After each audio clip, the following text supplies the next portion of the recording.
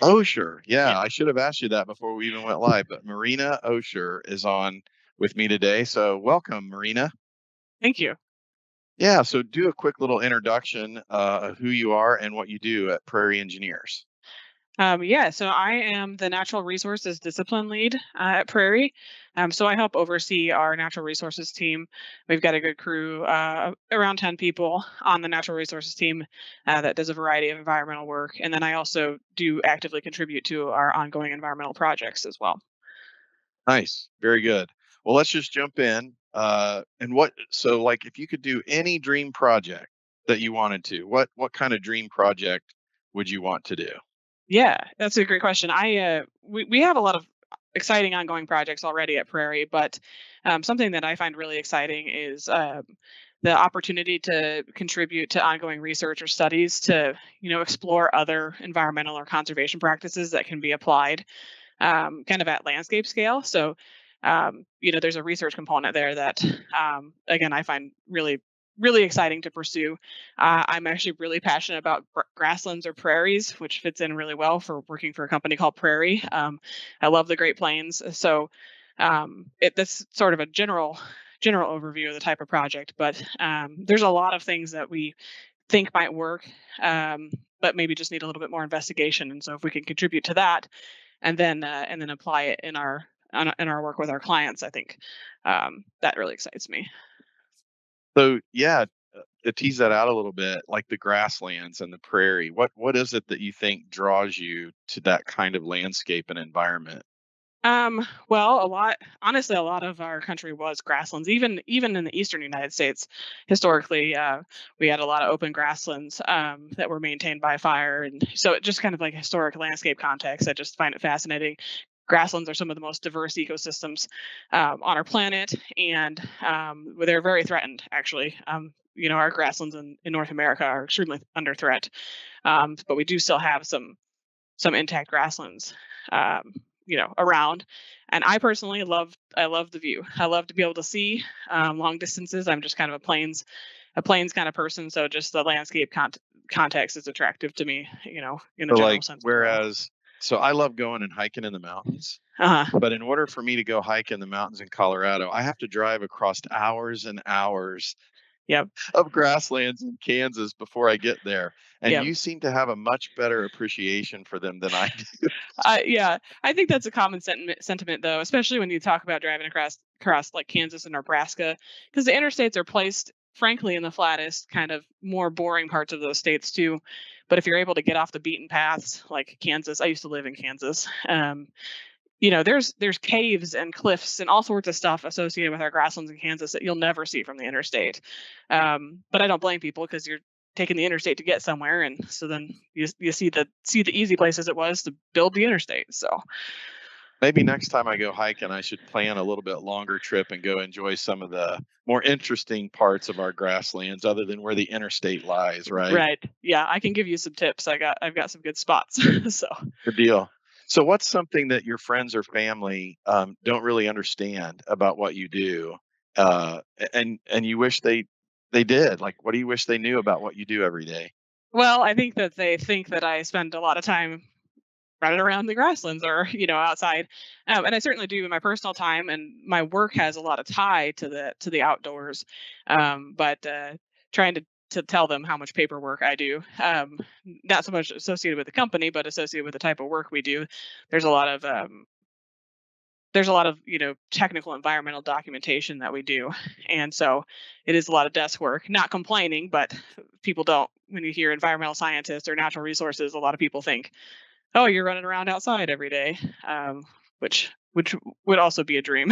So Right, right. Well, maybe that's part of that dream project I was yeah, talking about earlier, like being able to get back out there and really collecting the data, yeah, in the field. for sure, Yeah, literally in the field, right? We say that, but you get to really do it. exactly, yep. So let's say I could put you in a time machine and let you travel anywhere in Mhm. history. What's some famous project in history that you would like to work on and why? Well, there's so that's a challenging question because there's so much that would be interesting. Tying it to the context of some of the projects that we have ongoing in natural resources at Prairie, we're doing a lot of work in the Missouri Boot Heel. So for people that aren't familiar, that's the southeast corner of Missouri. It's relatively flat. It historically was bottomland forest swamps with, there's some sand ridges that included prairies. People don't know that there were prairies down in the swampy Boot Heel, but there were. So just a side tidbit, prairie fact again.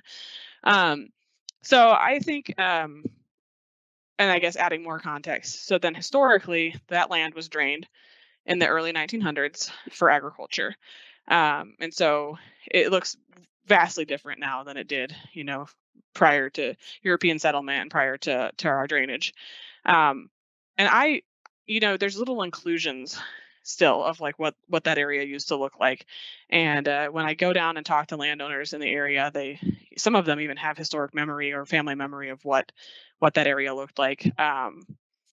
So I have a lot of curiosity. I'd love to be able to put eyes on what this bottomland swamp looked like. And honestly, the drainage that they did to clear the way for agriculture, that is a massive engineering feat. I'm not an engineer, but just thinking about the engineering that went into that in the early 1900s is just fascinating to me. I mean, the equipment they were using and how much work it took and all of that. Yeah, that'd be fascinating to just be a fly on the wall, and even if not participating in, just see Yeah. that all go down. Maybe being the chronicler of that history, Right. maybe the government designated chronicler as it happened, so you get to just sit there and observe and write about it, and, Yep. you know, that'd be Yeah. pretty cool. And one of my favorite things is, I say, in the previous question, I talked about a lot of paperwork and stuff that I do, and I do. But one of the cool parts about my job is I get to go down, or I get to go wherever our projects are. And I love talking to landowners and other people that have, been in that area and their family have been in any given area. I just love hearing kind of family history and family knowledge of those things. So I wasn't there, Yeah, but I get to kind of pick up on some of that when I get to visit folks. So, that's cool. That's really cool. Um, so switching gears a little bit in the questions, what advice would you give someone that may watch this or be watching us now or watch it later that might be considering a career at Prairie Engineers? What's some advice you would have for somebody like that? I would say, especially specific to, the natural resources track, because that's my area of expertise. Um, Diversify your experience as much as possible, and don't be afraid to get out there and um, you know get involved in different kinds of projects. Don't pigeonhole yourself into one area. Certainly we need experts, but um, there's a lot of project diversity, and so kind of just having that diversity in your experience would certainly help you be successful.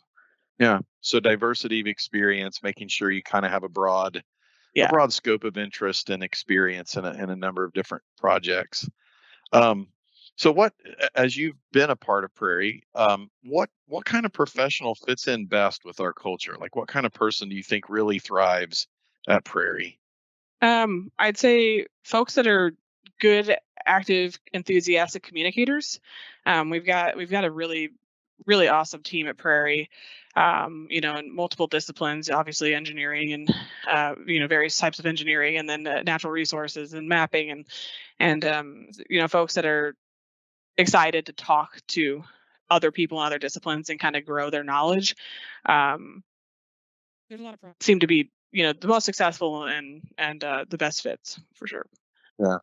So people that like to communicate cross discipline, really make sure other people, know what's going on and know what they need in order to do their jobs well. Yep. Yep. Yeah. So if you were not a scientist, if you were not in natural resources, what other career would you have taken an interest in and why?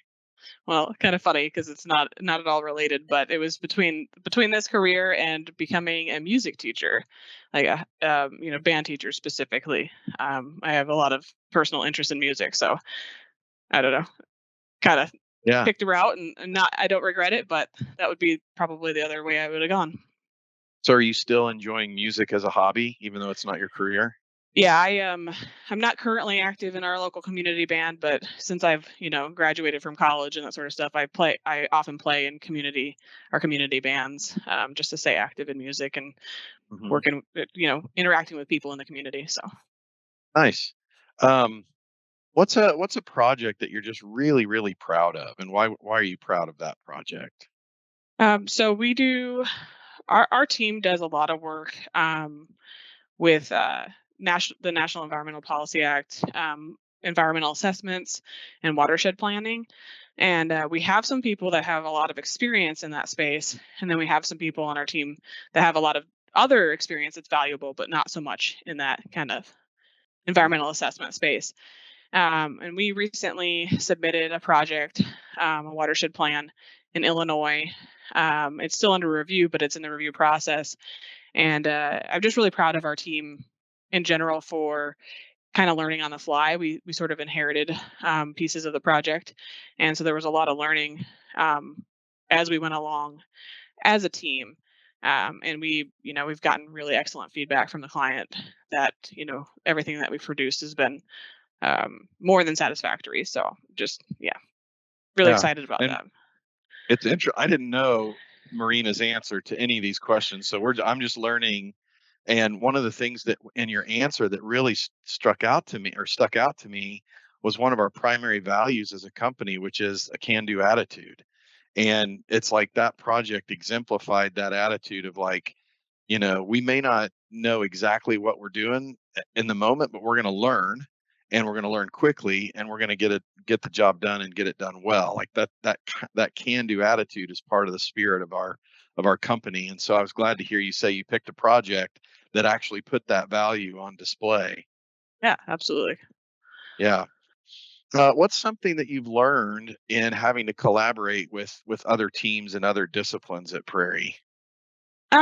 Honestly, I don't come from an engineering background, but I work for a firm that's Prairie Engineers, and so it's been really exciting to be able to collaborate directly with engineers and see how our environmental planning kind of intersects with engineering. Which I mean, I kind of knew, but just there's a lot of intersection and collaboration, even in our watershed planning with engineering. So that's been, that's not super specific, but it's just really exciting for me to learn, the intersection of how our disciplines cross. Yeah. And I would think too, and I've worked more along with my career with engineers, and I always found it interesting how so many different disciplines, so many different sciences have to come together to actually produce something that's a benefit to the society, but also not just a benefit, but also environmentally conscious. That's not, and that hasn't always been true, Right. throughout our history.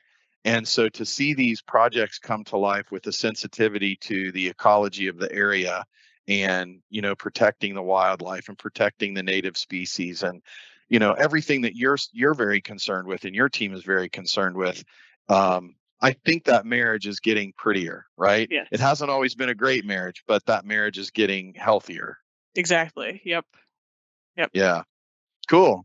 Okay, so we've got about 1 minute left. We want to respect our viewers' time. So I've got a few rapid fire questions, but before I ask the rapid fire questions, I got to let people know Marina was wonderful to come on with me today because she is due with child, and I think she said the 28th. So, like, we're a week out, and she's not feeling the best, as many of you women who have been pregnant know. So, we appreciate her for coming on. So, she's pretty excited about that, I would assume, right? Yes, definitely. Yep. Yeah. Yeah, ready to be a little more comfortable again too. Exactly. Yep. Okay, so what is your favorite food? Well, it's kind of winter, so I'd say for winter, definitely chili. Oh, yes. I've been craving chili. I have to be Yes. careful. I don't eat too much chili. Right. Who is your doppelganger? I don't know. I was talking to my husband about this, and we couldn't come up with a good answer. So I'm gonna say I'm one of a kind. Oh, I love it. I love it. Name a pet peeve that just drives you crazy. um, I tapping and fidgeting and stuff, I mean, I do it too. I drive myself crazy with my own pet peeve, so I try to have things to kinda tune out, outside noises because 'cause I'm distractible, so So any little distraction. yes. Yep. Yeah. And last one, what's a guilty pleasure that no one would guess about you? People might guess it, but I love adopting homeless dogs. So I've got quite the collection of dogs. Oh, yeah? How many? 8. Oh, that's a collection. Yep. That qualifies. Yep. Awesome. Well, Marina, thank you so much. You've been great to talk to. It's been great to hear about the natural resources team that you're leading and the projects that you're doing. And thank you so much for being part of Prairie Views. And that's where all of our engineers are. I forget my tagline. I didn't write it down. What is our tagline? Where all the engineers are, I think, smart, all the surveyors are good looking, and all the scientists are above average. So until we see you next time.